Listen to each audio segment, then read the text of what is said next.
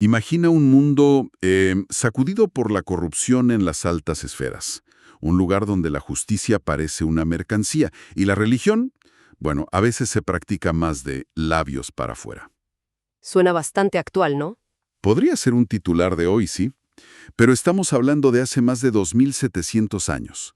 En medio de un torbellino muy parecido, un hombre llamado Miqueas alzó la voz. Un profeta. Uno que no temió confrontar al poder establecido. Exacto. Pero que también, y esto es fascinante, vislumbró una esperanza radical.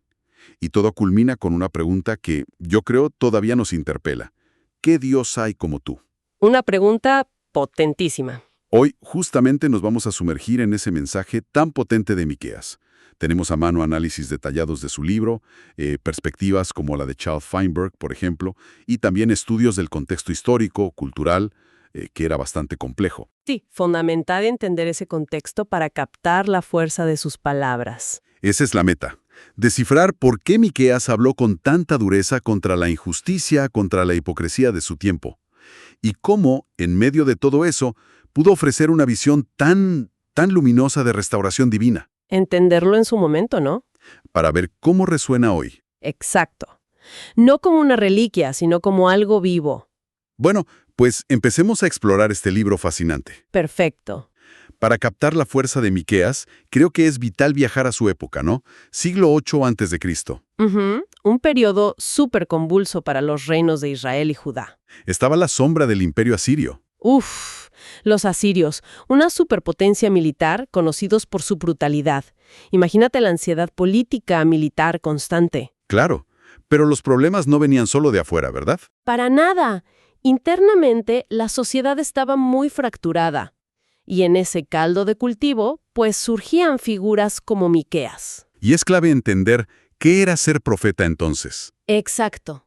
No eran adivinos de feria, como a veces se piensa. No predecían la lotería. No. Se veían a sí mismos como portavoces de Dios, con mensajes que a menudo iban a contracorriente, mensajes incómodos. Que nadie quería oír. Justo, como dijo Amos, otro profeta de esa época, sentir ese llamado a hablar era casi una compulsión divina, algo que no podían callar. Y bueno, ¿qué era eso que veían a su alrededor? ¿Qué les preocupaba tanto? Pues mira, los escritos de Miqueas y sus contemporáneos pintan un cuadro bastante sombrío, la verdad. ¿Por ejemplo? Bueno, una denuncia constante, apasionada, de la injusticia social. Amos, que era contemporáneo, acusaba a los poderosos de vender al justo por dinero. ¡Qué fuerte! Y al necesitado por un par de sandalias. De aplastar a los pobres, negarles justicia. Y Miqueas va a recoger ese mismo testigo, esa misma indignación. Y no solo la injusticia social, también la corrupción de los líderes, ¿no? Rampante. Y no solo los políticos, ojo, también los líderes religiosos, sacerdotes, jueces, incluso otros profetas. Otros profetas. ¿Había división entre ellos? Absolutamente. Ese es un punto fascinante, y Miqueas lo aborda de frente. La crítica a los falsos profetas. ¿Quiénes eran? Aparentemente eran profetas que decían lo que la gente o los poderosos querían oír. Quizás a cambio de favores, de dinero. Los profetas a la carta, digamos. Algo así. Profetizaban paz, cuando no había paz real. Miqueas, en cambio, y ya lo veremos, afirma hablar impulsado por el Espíritu de Dios, no por interés propio. Es una lucha tremenda por la autenticidad del mensaje. Qué interesante esa tensión, fundamental. Exacto. La justicia, la misericordia, la humildad. Amós tiene pasajes durísimos donde Dios dice, básicamente, odio vuestras fiestas, no me gustan vuestras reuniones, pero que la justicia corra como un río. Impactante. Y un último elemento clave en ese ambiente, la idea del día de Jehová. ¿Qué era eso exactamente? Originalmente, quizás, era una expectativa popular, un día en que Dios intervendría para salvar a Israel de sus enemigos. Algo bueno, digamos. Ok. Pero profetas como Joel, Amós y luego Miqueas le dan un giro radical y terrible. Advierten que ese día de juicio divino podría volverse contra el propio pueblo de Dios si no cambiaban, O sea, no sería un día de luz. sino de tinieblas. Una advertencia muy seria. Injusticia interna, corrupción, hipocresía religiosa. Ahora sí, metámonos de lleno en Miqueas. Su mensaje es conocido por ser directo, a veces brutal, especialmente cuando habla del juicio. El capítulo 3 es potente. Sí, el capítulo 3 es como un reflector directo sobre los culpables de la crisis moral y social de Judá. Comentaristas como Feinberg, que mencionabas, destacan justamente la estructura tan clara de esta denuncia. Miqueas no anda con rodeos. Apunta con el dedo. Exacto. Primero, a los líderes civiles, los jefes de Jacob y príncipes de la casa de Israel. La acusación es tremenda. Les dice que deberían conocer la justicia, pero en cambio aborrecen el bien y aman el mal. Y usa una metáfora bastante gráfica, ¿no? Sí. Visceralmente gráfica. Los acusa de comer la carne de mi pueblo y quitarles la piel de sobre ellos. Espera, comer la carne, quitarles la piel, suena increíblemente violento. Hay que entenderlo literal. Sonríe levemente. Probablemente no de forma caníbal literal, claro, pero la imagen es brutalmente efectiva. Quiere describir una explotación despiadada, ¿entiendes? Sí, como si los estuvieran devorando vivos. Exacto, consumiendo sus vidas, sus recursos para su propio beneficio. Es un lenguaje diseñado para sacudir, para mostrar la gravedad extrema del abuso de poder que Miqueas veía. Tremendo. ¿Y después de los líderes civiles? Apunta a los profetas corruptos, esos que mencionamos antes, 3, 5, 8. Los describe como los que hacen errar a mi pueblo, los que gritan paz si les das de comer. Pero si no, Anuncian guerra santa contra quien no les llena la boca. Es una denuncia directa a la profecía mercenaria, ¿ves? Adaptar el mensaje divino al mejor postor. y ahí es donde Miqueas marca la diferencia. Se distingue a sí mismo. Exacto. En un contraste deliberado, muy audaz, él afirma: «Mas yo estoy lleno de poder del Espíritu de Jehová y de juicio y de fuerza, para denunciar a Jacob su rebelión y a Israel su pecado». Una declaración de independencia total. Y de autoridad divina. Él dice: «Yo no hablo por dinero ni por quedar bien. Hablo por una convicción interna que viene de Dios». Y la denuncia no termina ahí, en el capítulo 3, ¿verdad? No. Vuelve a dirigirse a los jefes, sacerdotes y profetas, 3:9-12, resumiendo la acusación. «Edificáis a Sión con sangre y a Jerusalén con injusticia». Los acusa de torcer la justicia por soborno. Y entonces lanza la profecía más impactante, la más escandalosa, seguro, para sus oyentes. Aquí es donde la cosa se pone realmente seria. Sí, porque Miqueas declara que, por culpa de toda esta corrupción sistémica, la propia Jerusalén y el templo, el corazón simbólico y religioso de la nación, serían destruidos. Destruidos. Textualmente dice: «Por tanto, a causa de vosotros, Sión será arado como campo, y Jerusalén vendrá a ser montones de ruinas, y el monte de la casa, el monte del templo, como cumbres de bosque». Predecir la caída de Jerusalén y la destrucción del templo, eso tuvo que ser dinamita pura. Pensemos en lo que significaba Jerusalén, Sión, el monte de la casa. Era la ciudad elegida por Dios, ¿no? El lugar donde él habitaba de forma especial. La teología oficial, seguro, afirmaba que era inviolable. Precisamente, por eso la profecía es tan radical. Miqueas está diciendo, miren, la presencia y la protección de Dios no son un cheque en blanco. Claro. Están condicionadas a la fidelidad al pacto. Y ese pacto exigía justicia, rectitud. Y según Miqueas, la injusticia social y la corrupción eran tan graves a los ojos de Dios que podían llevar a perder el símbolo máximo de su presencia. Era romper un tabú teológico enorme. Una predicción así tan devastadora, ¿podría sonar como el fin? ¿El punto final para Judá? Si hasta el templo iba a caer, ¿qué esperanza quedaba? Era todo juicio y oscuridad en Miqueas. Esa es la sensación que probablemente dejó Miqueas flotando en el aire con esas palabras, sí. Y es una pregunta muy válida. Pero lo fascinante de Miqueas, y aquí vemos la complejidad de su mensaje, es que no se detiene ahí. no se queda en la destrucción. Ah, o sea que hay más. Mucho más. Justo después de pintar ese cuadro tan sombrío en el capítulo 3, da un giro. Un giro sorprendente. Los capítulos 4 y 5 abren una ventana a una restauración futura que era casi inimaginable desde esa perspectiva de juicio inminente. Un giro hacia la esperanza, entonces. ¿Cómo se ve esa esperanza? Sí, es un cambio de tono muy notable. Después de la purga que implica el juicio, Miqueas empieza a describir un reino futuro idealizado. Esto es en el capítulo 4. ¿Cómo es ese reino? Imagina un tiempo en que el monte de la casa de Jehová será establecido por cabecera de montes, o sea, reconocido universalmente como el centro espiritual del mundo.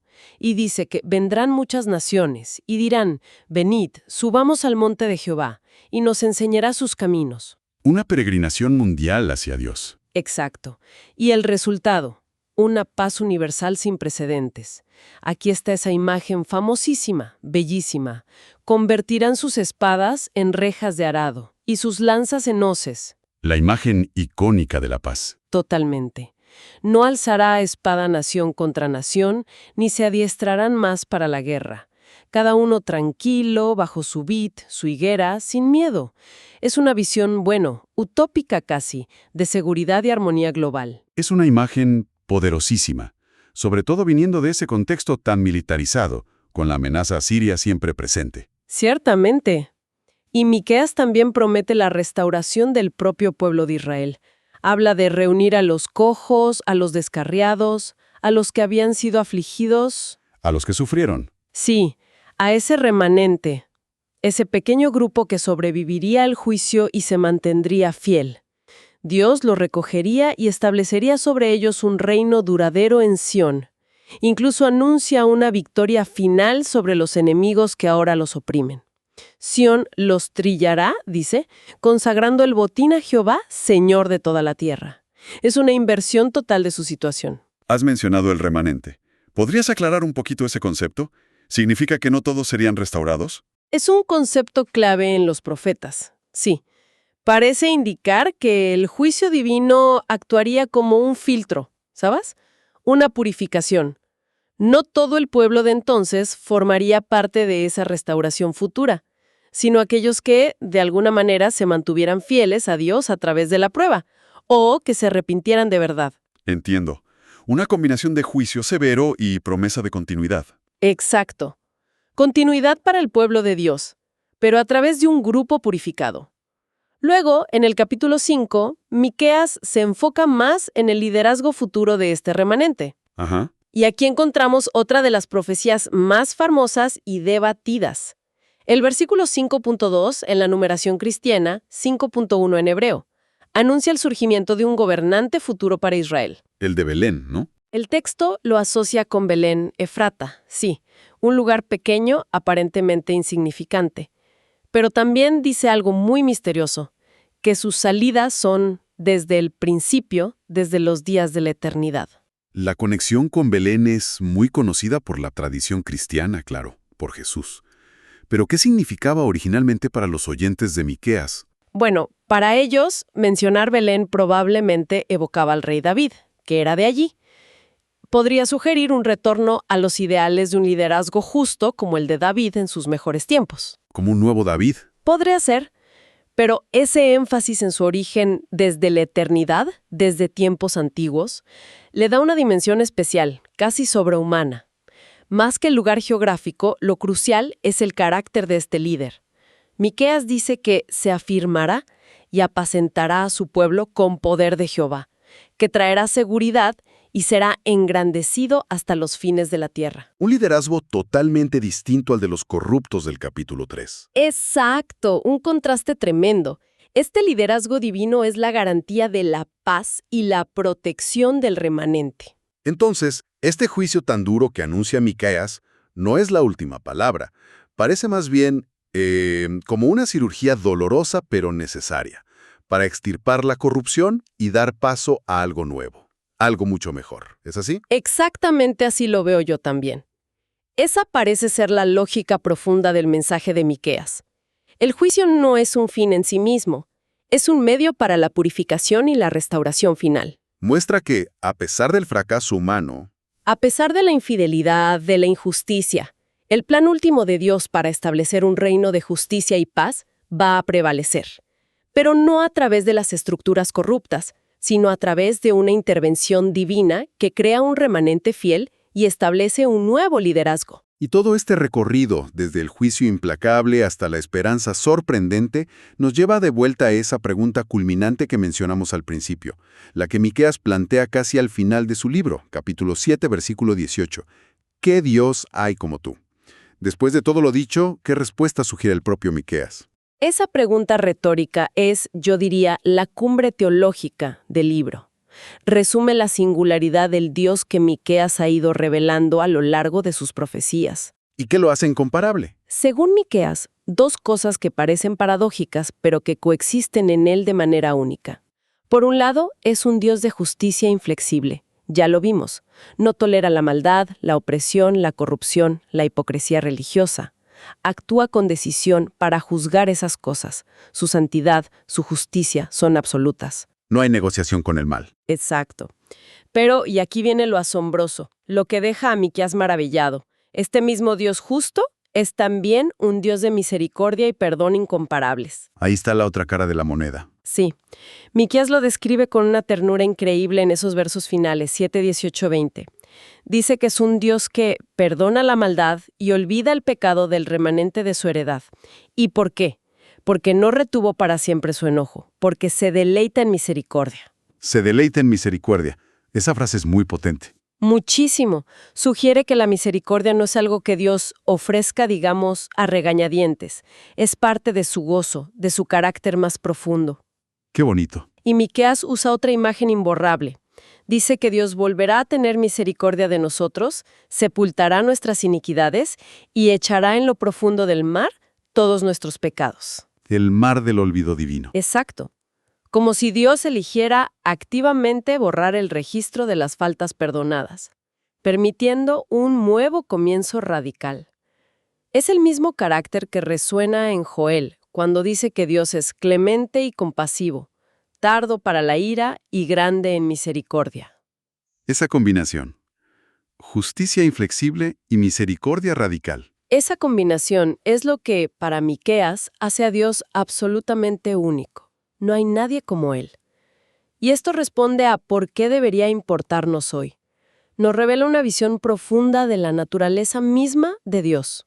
Un Dios complejo, fascinante. Hemos viajado entonces por el mundo intenso y contrastante del profeta Miqueas. Vimos su coraje para denunciar la injusticia, la corrupción, sin pelos en la lengua. Muy valiente. Su aterradora visión del juicio divino, que no perdonaría ni al templo, pero también su inquebrantable, sorprendente esperanza en una restauración futura, y en esa misericordia incomparable de un Dios que, como dijiste, se deleita en perdonar. Sin duda, un mensaje complejo que desafía las simplificaciones. Sí, Miqueas nos deja con esa tensión vibrante que a menudo experimentamos, ¿no? En la vida de fe, en la vida en general. Por un lado, la urgencia de confrontar el mal, la injusticia, aquí y ahora. De alzar la voz como Él, sin miedo. La parte de la denuncia profética. Exacto. Y por otro lado, la necesidad de mantener una confianza profunda en la fidelidad de Dios a largo plazo, en su poder para restaurar, incluso desde las ruinas, y en su carácter misericordioso que al final tiene la última palabra. Y su relevancia perdura, porque esas tensiones siguen muy presentes. Totalmente. La tensión entre la denuncia necesaria en el presente y la esperanza escatológica, esa esperanza en el futuro último que Dios tiene planeado, siguen muy vivas en nuestro propio mundo.